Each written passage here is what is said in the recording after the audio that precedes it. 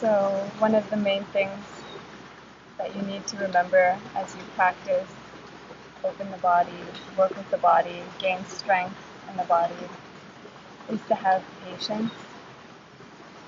To have patience where you are and to know things happen progressively and not to rush, but to have patience and to cultivate a lot of diligence. Patience and diligence, I think, are the two key things when I was in retreat, because I was alone most of the time. So having patience with the difficulties, having patience with frustration, having patience with wanting something and not feeling you're progressing, just having patience, and at the same time this diligence, this perseverance to continue. And for me, the one thing that really kept me going was the meditation on impermanence and death. It was like the medicine. It was the medicine that made everything very real. That the truth was, I didn't know if I was going to die tonight, if I was going to be around for the next day or two. And this meditation on death, it also relates back to the human body. So if we don't know we're going to die, if we really don't know this and we really take this to heart, then right now we do as much as we can to cultivate, to work, to find strength, to see things as they are. And this aspect of the Dharma touched me very deeply, reflecting on impermanence and death, and reading the songs of Milarepa. He talks about this as his greatest teacher. The notion that we will die is the only certainty we have. It's the only thing we know for sure. And so while we have these good conditions, while we have the strength, the body, the awareness to practice, then there's nothing more important to do. This is how I really felt this, that the reality of death is the only thing we know. And it touched me very deeply.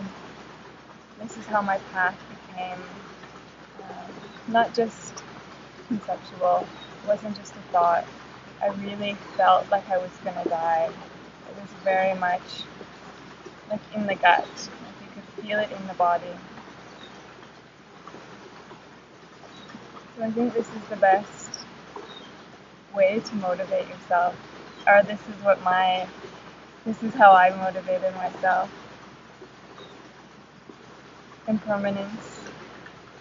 And not only death in our physical body, but even in the inhale, you breathe in, and the breath is gone forever.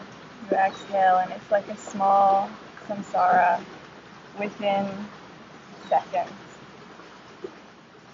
This very simple process, just of breathing and realizing the impermanent nature of the breath, is very powerful. And this also touched me deeply. This is how my foundation became very, very strong. We inhale, and we really don't know what will happen for the next one. So if you can cultivate this direct kind of awareness, this feeling, the impermanent nature, just from breathing, in the poses, in the yoga, every breath is an opportunity to realize some of the deepest teachings the Buddha taught. Everything is changing with every breath. Letting go. uncertain of whether or not the next breath will come. And in yoga you feel this. You feel this. You touch the breath so deeply. You touch the body. And you take advantage of that whole experience because you just don't know what will come next.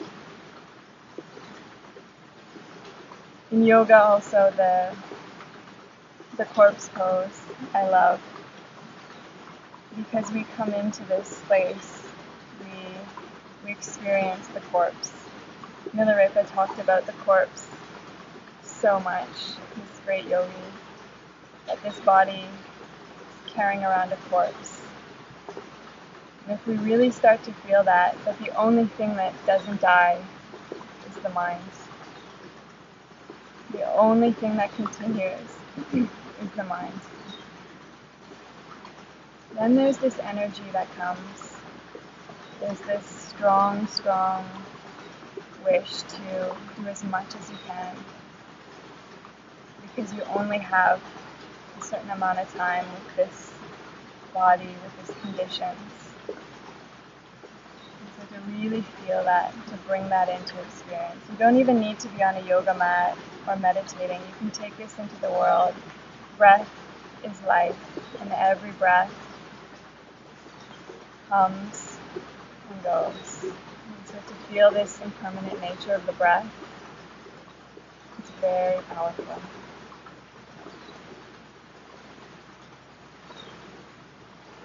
Impermanence was my biggest teacher.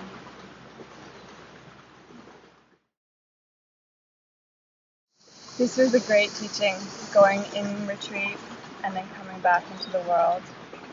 Going into retreat, coming back into the world. For a long time I thought I would keep going into retreat permanently. And now, being in the world, it's a challenge, but it's also a great, I feel a lot of joy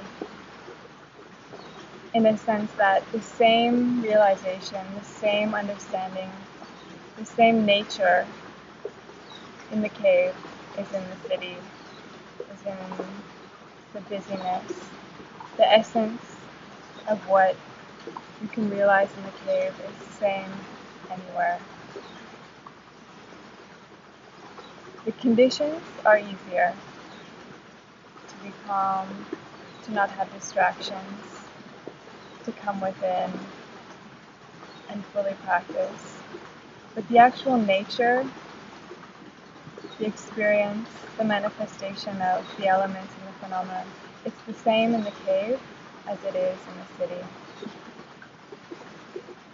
So when I come into this more worldly life and being in the world, it's more about seeing through all these kind of layers, seeing through all this unnecessary kind of clutter, seeing through that and seeing that within that there still is incredible potential, incredible beauty, incredible opportunities to practice. So being in the world is wonderful. It's a great, it's a beautiful experience if you can see it. If you can see it with eyes of understanding and awareness. If you see the world as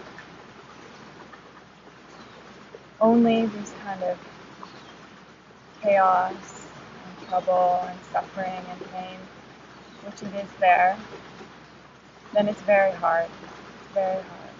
But if you can see through that and see within this difficult situation, there's still potential. There's still love. There's interconnection. There's interbeing. There's all the same potential to practice in the world. Then it's very joyful. It's good. I think it takes time to have that strength, to see that both situations can be very conducive to practice.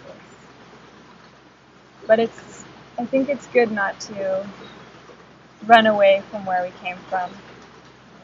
For me, going back to Canada after being in the Himalayas, living in a cave, doing these things that were very far removed, it was very good to go back and just feel okay. It's also a manifestation of the pure elements. We just have to kind of get a little deeper, be a bit stronger, and then we can see it the same.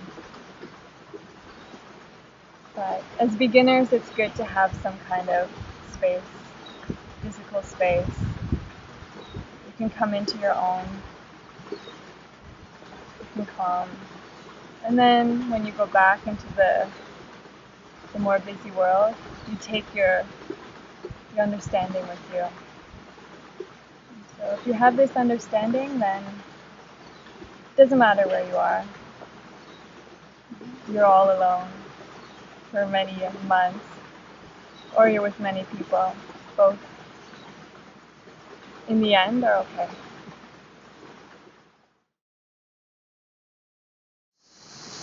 I think on a very practical level, strength. Just when we're strong in our body and we're balanced, yoga brings balance.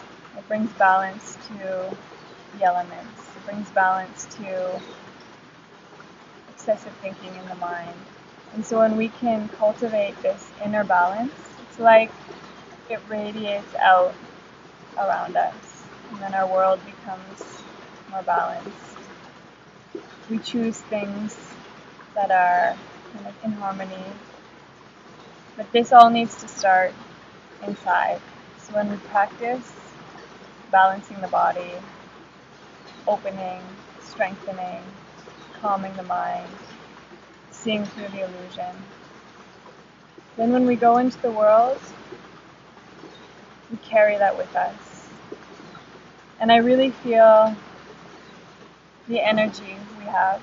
We don't need to say so much. We don't need to talk so much, but if we have this balance, presence, this strength, then our presence speaks louder than our words.